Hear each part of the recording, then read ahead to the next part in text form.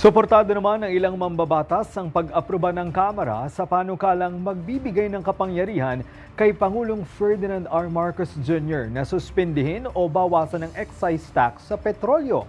Si Sofia Potenciano para sa 13 sa tanghali. Lusot na sa huling pagbasa ng Kamara ang panukalang magbibigay ng kapangyarihan kay Pangulong Ferdinand R. Marcos Jr.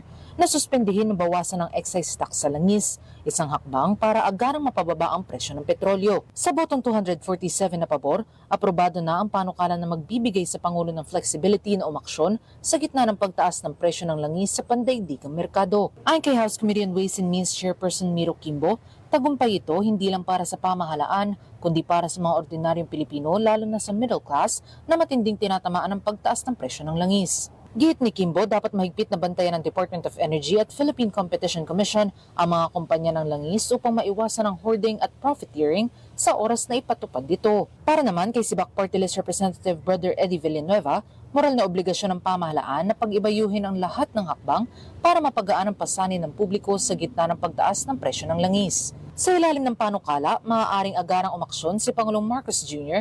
kapag umabot na sa $80 per barrel ang presyo ng krudo sa loob ng isang buwan o kapag idineklarang national emergency. Yes din ang boto ni House Senior Deputy Minority Leader at ML Party List Representative Laila De Lima, kasabay ng panawagang gawing permanente ang fuel subsidy para sa mga PUV drivers at agricultural workers upang hindi tuluyang mapilay ang kanilang kabuhayan. Dagdag ng mambabatas, hindi sapat ang pansamantalang hakbang ng pamahalaan.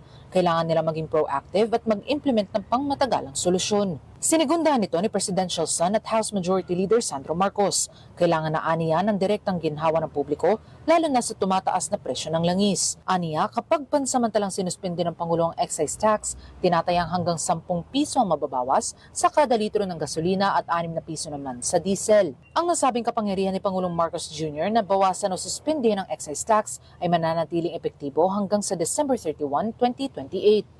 Para sa totoong balita sa Bagong Pilipinas, Sofia Potenciano, 13 sa tanghali ng Congress TV.